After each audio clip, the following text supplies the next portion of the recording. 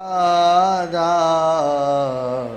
श्री राधा राधा राधा राधा राधा राधा राधा श्री राधा राधा राधा राधा राधा राधा राधा राधा राधा राधा राधा राधा राधा राधा राधा राधा राधा राधा राधा श्री राधा राधा श्री राधा राधा राधा श्री राधा राधा श्री राधा राधा राधा श्री राधा राधा श्री राधा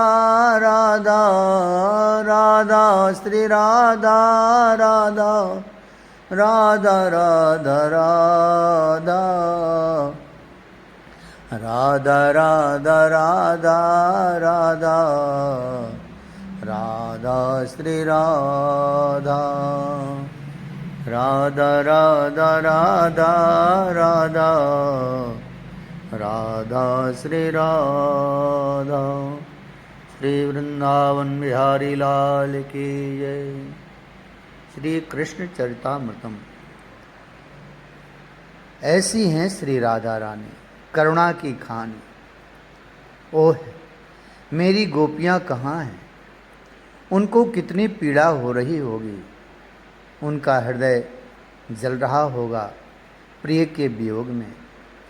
फिर मैं यहाँ कैसे अकेले सुख लूटूं? श्री किशोरी जी का हृदय गोपियों के लिए द्रवित हो उठा था, और जब तक मैं उनको नहीं मिलती ये प्यारे भी उनको मिलने से रहे। श्री जी विचार करती हैं। कृपालुता की राशि श्री जी मन ही मन संकल्प कर लेती हैं, मैं गोपियों के पास जाऊंगी। तात इनसे बड़ी दयालुता स्वभाव में किसके पास होगी? उद्धव बोले थे। अब चलो प्यारी। श्याम सुंदर ने श्री जी के कोमल कर पकड़कर कहा, हाँ गोपियाँ भी अब आ ही रही होंगी। वो यहाँ आएँ उससे पहले ही हम निकल जाते हैं। श्याम सुंदर श्री जी के कर को पकड़े हुए हैं, पर नहीं, अब मुझसे चला नहीं जा रहा। श्री जी बोल उठे, मैं अब आगे नहीं चल सकती। श्री जी ने स्पष्ट कह दिया था, तो आप मेरे कंधे में बैठ जाएं, मैं आपको ले चलूँगा। श्याम सुंदर बैठ गए और अपना कंधा नीचे कर लिया। श्री जी उठीं और जैसे ही बैठने के लिए उद्यत हुई, श्याम सुंदर वहाँ से भी अंतर्धान हो गए। हा प्राण, हा नाथ, हा रमण, हा प्रियतम। धरती में धड़ाम से गिरी हैं श्री किशोरी जी। उनके नेत्रों से अश्रु प्रवाह चल पड़े थे। ये कौन बैठी हुई हैं? नहीं नहीं, बैठी नहीं हैं, ये तो धरती में चंद्रावली सखी आगे आगे चल रही थीं। उनके पीछे ललितादि समस्त सखियाँ थीं। चरण चिन्हों को देखती हुई जब वो आगे बढ़ीं तो देखा कोई वधू, नववधू जो सुंदरता की राशि वो धरती पर पड़ी हा नाथ, हा वल्लभ पुकार रही थी। ललिता दौड़ी, चंद्रावली ये तो हमारी स्वामिनी हैं। उफ, कैसा क्रंदन था, कैसा करुण विलाप था। श्री राधा रानी का विरह देखकर तो वृंदावन भी मानो सुबक रहा हो, ऐसा लगता था। हिलकियाँ शुरू हो गई थीं। कज्जल मिश्रित अश्रु उन गोरे कपोलों को काला कर रहा था। स्वामिनी ललिता पागलों की तरह दौड़ी थी। विशाखा तो स्तब्ध सी हो गई थी अपनी स्वामिनी की ये दशा देखकर। स्वामिनी नेत्रों को खोलिए। रंग देवी जल का छींटा उन मुखारविंद में डालते हुए कहती जा रही थीं, पर श्री राधा रानी को कुछ भान न था। वो बस हा श्याम सुंदर, हा प्राण, हा सखे यही बोलती जा रही थी। उनकी सांसों की सुगंध से पूरा वृंदावन महक रहा था। श्वेत निकल रहे थे उनके गौरांग देह से, उसकी सुगंध अद्भुत थी। पशु पक्षी सब घेर कर खड़े थे श्री राधा रानी को। मोरों का झुंड चारों ओर था, उनके भी नेत्रों से अश्रु बह रहे थे। सुख, कोयल आदि पक्षी शांत होकर वृक्षों में बस बैठे थे, पर उदास थे सब।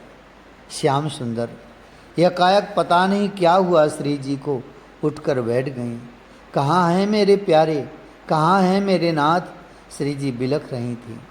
आपको भी छोड़कर चले गए बेछलिया, ललिता सखी ने जैसे तैसे अपने आप को संभाला और पूछ लिया। हाय, प्रेम में अहंकार जब आता है तब सखियों प्रियतम दूर चले जाते हैं। अहंकार अपने प्रिय से दूर कर देता है। श्री जी दिव्य प्रेम का उपदेश कर रही हैं सखियों को। महाराज करते करते तुम सबके मन में अहंकार आ गया था, मैं सुंदर, मैं सबसे सुंदर। वे उस सखी के साथ क्यों नृत्य कर रहे हैं, मेरे साथ क्यों नहीं? श्री राधा जी कहती हैं ये भाव अहम है, ये प्रेम के मार्ग में बहुत बड़ा बाधक है सखियों, मेरे साथ भी यही हुआ। श्री राधा जी बताने लगी। सब सखियां सुबुकते हुए सुन रही हैं श्री जी का प्रेमोपदेश। सखियों, मेरे मन में भी अहंकार आ गया।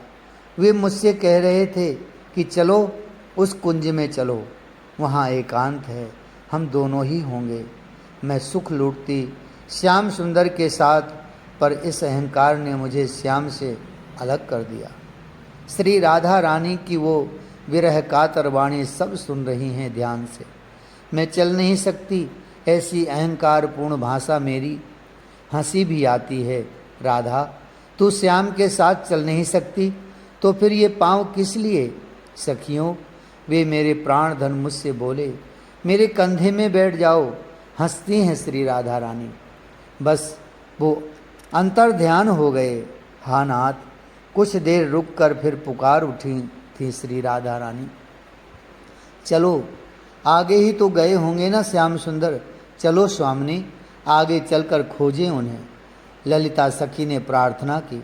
नहीं नहीं ललते, नहीं सखियों, कहीं मत चलो, यहीं बैठो। कालिंदी के तट पर आना होगा तो यहीं आ जाएंगे।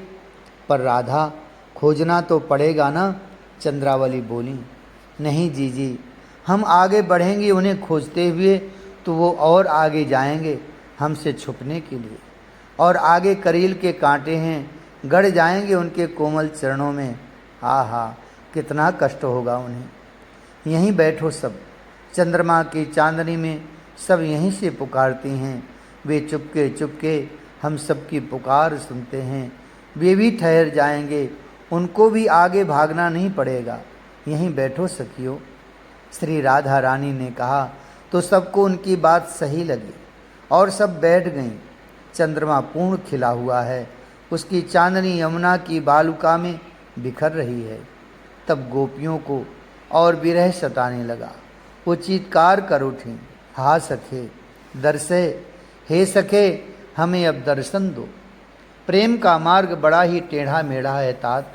कभी स्तुति शुरू हो जाती है अपने प्रियतम की, तो कभी गालियाँ।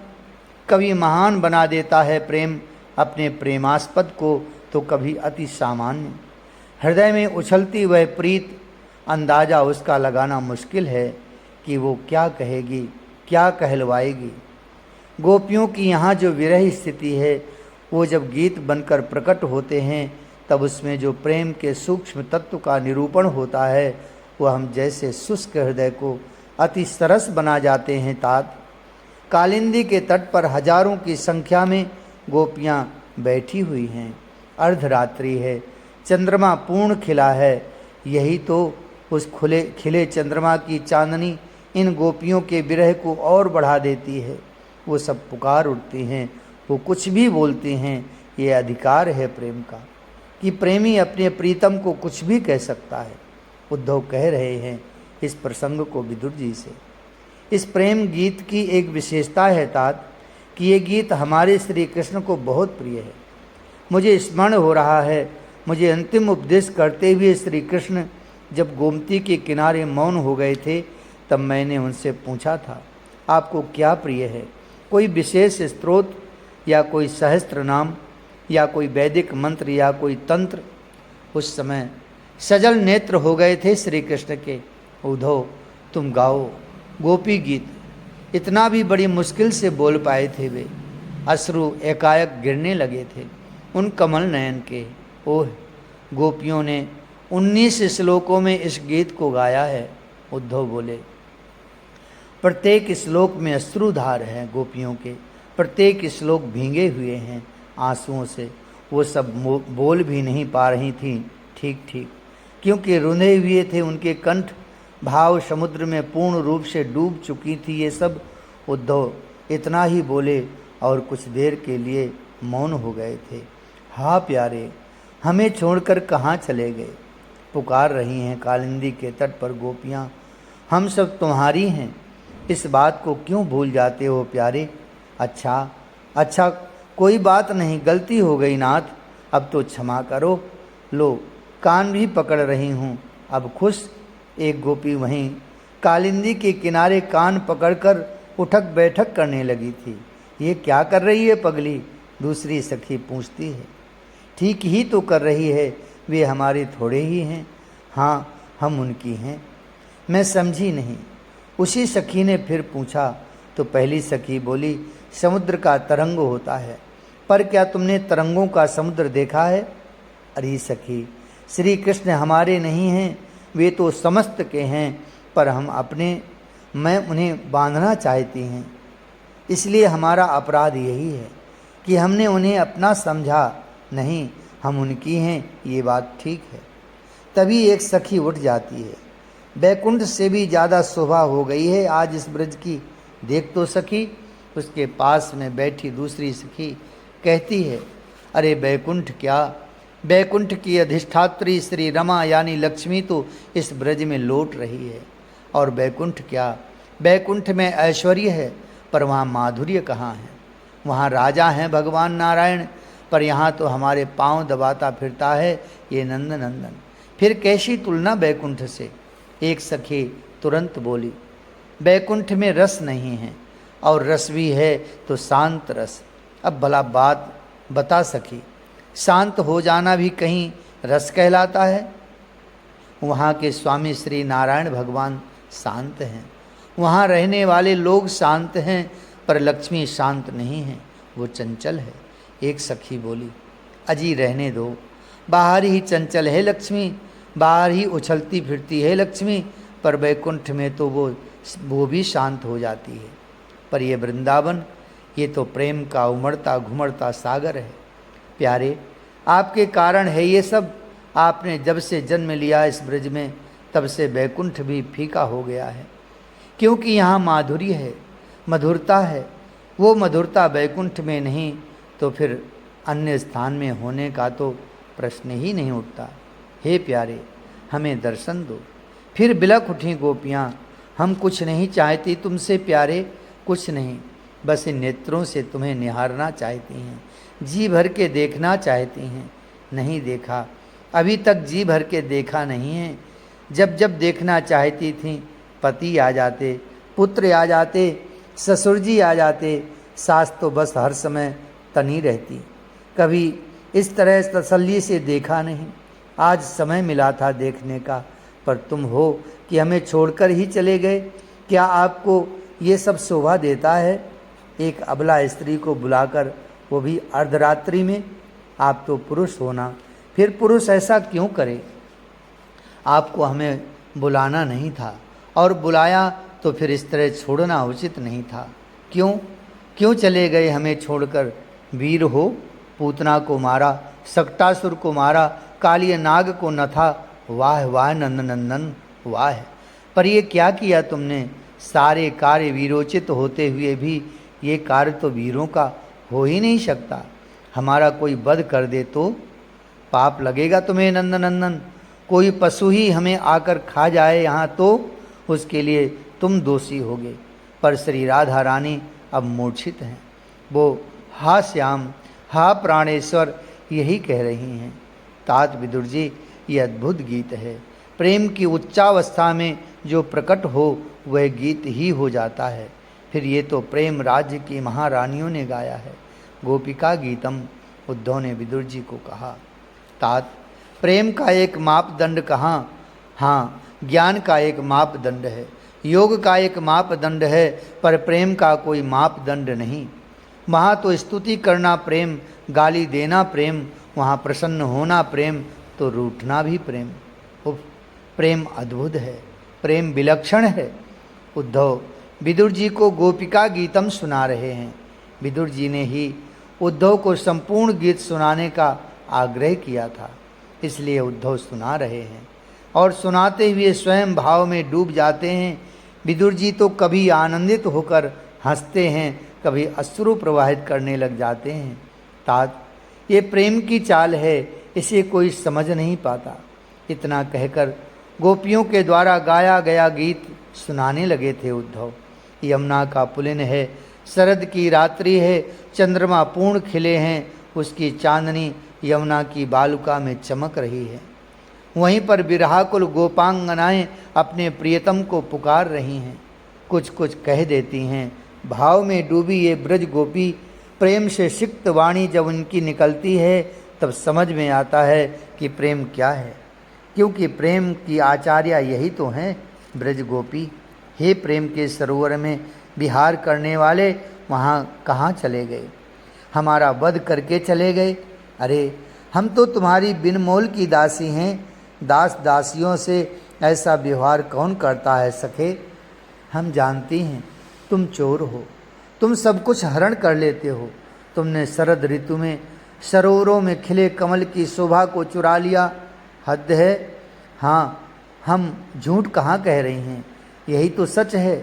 आज इस शरद के समय में सरोवरों के जल में जब कमल खिले तब उसकी शोभा का कौन वर्णन कर सकता है? पर तुम तो बस चुराना जानते हो। तुम ही तुम रहो, बाकी किसी की कोई शोभा न रहे। यही तो तुम चाहते हो। बेचारे कमल की सारी शोभा ही चुरा ली। अब तो इन कमलों को कौन देख रहा है, सब तुमको खोज रहे हैं। उस गोपी के मुख से ये सुनते ही श्री राधा रानी हंसी। कुछ भी कह रही हो, श्री राधा ने कहा। नहीं, हम सच कह रही हैं। तभी तो कमल भी इनसे कपट करता है और जब इनको अपने समीप आते हुए देखता है तो गहरे जल में चला जाता है अपनी बची कुची शोभा को बचाने के लिए। पर हम कपटी नहीं हैं, हमारे साथ तुम कपट करते हो यार। हम तो जैसी हैं वैसी ही रहती हैं तुम्हारे सामने।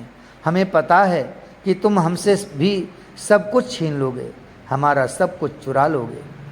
गोपी के मुख से ये सुनकर श्री राधा रानी जोर से हंसती हैं। चुरा लिया सखी, सब कुछ चुरा लिया। हमारा धर्म, हमारी मर्यादा, हमारा सील, हमारी लज्जा, अरे हमारी सुख शांति सब कुछ चुरा लिया उसने। पर ना, हम कमल की तरह नहीं हैं, हम छुपती नहीं हैं, हम भी अहीर की छोरियां हैं, डरती नहीं हैं। हम जानती हैं प्यारे, हमने ही तुमसे निवेदन किया था कि हमारे साथ विहार करो, हमारे साथ रास करो, महारास करो। हमने व्रत किए, उपवास किए, तब तुमने हमारे साथ महारास करना स्वीकार किया था। फिर हमारे साथ ऐसा व्यवहार क्यों? हम तो तुम्हारी बिना मोल की दासी हैं, क्यों हमें मार रहे हो? पर प्यारे, कहाँ मार रहे हैं, कहाँ वध किया उन्होंने हमारा? श्री राधा रानी भोलेपन पूछती हैं। भाव समुद्र में डूबी हुई वो गोपियाँ कहती हैं, मैं बिना दाम की दासी हूँ, हरि आ जाओ, हरि आ जाओ। मैं बिना मोल की दासी हूँ, हरि आ जाओ, हरि आ जाओ। हरि आ जाओ, हरि आ जाओ। प्रभु आ जाओ, प्रभु आ जाओ। हरि आ जाओ, हरि आ जाओ। मैं बिना मोल की दासी हूँ, हरि आ जाओ, हरि आ जाओ। श्री जी, आपको क्या लगता है शस्त्र से मारना ही मारना होता है? वो तो अच्छा बद है कि कम से कम एक ही बार में वो मर तो जाता है। तलवार से काट दो तो तड़प भी नहीं, एक ही बार में खत्म। पर यहाँ तो मर भी रही है और तड़प भी रही है। तड़प ऐसी है कि लगता है मर ही जाएं। मरना बहुत सुखद होगा इस तड़प से तो। पर तुम हो ऐसे कि मरने भी नहीं देते। किस शास्त्र में मारा है तुमको श्याम सुंदर ने? श्री जी भावोन्माद से भरकर पूछती हैं। नैनों से, नैनों के शस्त्र से। इसके कटीले नैन लाखों कटार से भी तेज हैं। शस्त्र क्या वध करेंगे किसी का? इसके नैन कटारी से जो मरता है वो तो पानी भी नहीं मांगता। ओह ओह, तुम्हें क्या लगता है तुम नैनों से हमें चुपके चुपके मार दोगे और समाज को पता भी ना चलेगा? तो गलत सोच रहे हो तुम। हे सुरतनाथ, हमने तुमसे प्रार्थना की थी कि हमारे साथ रास करो और तुमने हाँ कहा था। इस बात को सब जानते हैं। हम तो भोली भाली हैं, हमें क्या पता था कि तुमने हमारा वध करने के लिए ये सब किया है। पर तुम बच नहीं सकते, सबको पता है, सबको मालूम है। पर ये अच्छी बात तो नहीं है ना? हम अबलाओं का वध करना अच्छी बात है क्या? नहीं किम बधा। श्री जी इस गोपी का ये भावोन्माद देखकर फिर हा प्रिय कहकर रुदन करने लगी थीं। प्रेम देह से नहीं होता तात, प्रेम तो सिर्फ आत्मा से ही है। किससे किया जाता है प्रेम? ये प्रश्न प्रेम जगत में उठता ही नहीं है, क्योंकि प्रेम किया नहीं जाता, हो जाता है। हाँ, आप एक सामाजिक नियम बना सकते हैं कि इससे प्रेम करो, उससे मत करो, पर ऐसा संभव नहीं है। वहाँ आपका बल, आपकी शक्ति काम नहीं देती है। तात, ये प्रेम है। उद्धव मुस्कुराते हुए बोले थे। अटपटी बात है, क्योंकि प्रेम स्वयं में अटपटा विषय है। प्रेम जहाँ हो जाए वहाँ से हटाया नहीं जा सकता, और जहाँ नहीं है वहाँ बलपूर्वक लगाया नहीं जा सकता। इसलिए ये बात समझने की है कि प्रेम देह से नहीं होता। उद्धव बोले, प्रेम प्रेम है। वासना का नाम प्रेम तो नहीं है, स्वार्थ का नाम भी प्रेम नहीं है, और मोह और काम भी प्रेम नहीं है, क्योंकि प्रेम शरीर से नहीं होता। उद्धव विदुर जी को बार बार समझा रहे हैं। उद्धव फिर बोलते हैं, तात, प्रेमी लोग प्रेम के लिए क्या अपना देह नहीं त्याग देते? प्रियतम के लिए अपने देह की बलि चढ़ाते हुए अनगिनत प्रेमी इस जगत में आपको मिल जाएंगे, क्या नहीं? फिर देह क्यों त्यागते हैं? अगर देह से प्रेम होता तो देह के लिए प्रेम होता, तो त्यागना कहाँ तक उचित था? मूल बात यही है कि प्रत्येक जीव किसी और से नहीं, अपनी आत्मा से ही प्रेम करता है। तात, विचार कीजिए। प्रेम स्वयं में शुद्ध है, निर्मल है, प्रकाश रूप है, और नियम ये है कि संबंध सदा समगुण वस्तुओं से ही होता है, और शुद्ध निर्मल प्रकाश रूप तो आत्मा है, और प्रेम भी। इसलिए प्रेम आत्मा से ही होता है। इस बात को आप समझते हैं? उद्धव ने सहजता में कहा था। सर्वथा विरोधी धर्म वाली वस्तुओं से कभी संबंध हुआ नहीं करता। अब तात, आप देखें, शरीर अनित्य है, अशुद्ध है, अपवित्र है, और विकारों से भरा हुआ है। ऐसे अपवित्र देह में से परम पवित्र प्रकाश रूप निर्विकारी प्रेम कैसे हो सकता है? कुछ देर मौन हो गए थे उद्धव, क्योंकि ये प्रसंग ही ऐसा था। हजारों की संख्या में गोपियाँ पुकार रही हैं अपने प्रियतम श्री कृष्ण को। प्रियतम रास करते हुए अंतर ध्यान हो गए हैं। बिरहाकुल हैं ये सब। उसी अवस्था में ये जो बोल रही हैं वही गोपी गीत कहलाता है। कभी प्रशंसा करती हैं तो कभी गालियाँ देती हैं। कभी अज्ञानियों की तरह इनकी बातें होती हैं तो कभी ज्ञान के सर्वोच्च शिखर में विराजमान ज्ञानी भी इनकी बातें सुनकर चकरा जाए। उद्धव सुनाने लगे थे, गोपिका गीतम। सुनो ओ प्यारे, सुन रहे हो ना? उठकर खड़ी हो गई है एक गोपी। वो चारों दिशाओं में दौड़ दौड़ कर पुकार रही हैं, फिर नेत्रों से आंसू ढुरकाते हुए बैठ जाती है। इतने निष्ठुर तो कभी ना थे तुम। पता है प्रीतम, कभी कभी हमें लगता है तुम ब्रजरानी के लाला नहीं हो, तुम ब्रजराज के भी पुत्र नहीं हो। ना तुम वसुदेव और देवकी के, तुम इनके पुत्र हो। ऐसी भी बातें उड़ रही हैं, पर तुम इन सब के भी पुत्र नहीं हो ही नहीं सकते, क्योंकि ब्रजरानी तो करुणा की खानी है। कितनी दया माया उनके मन में रहती है, और ब्रजपति भी बड़े कृपालु हैं। तुम कैसे इनके इतने निष्ठुर निकल गए सखे? हमें तो कुछ। इतना कहकर वो गोपी मौन हो गई। उससे आगे कुछ बोला नहीं गया। प्रेम भाव इतना बढ़ गया था उसका कि उसकी वाणी ही अवरुद्ध हो गई थी। उफ, ये प्रेम! हे प्रियतम!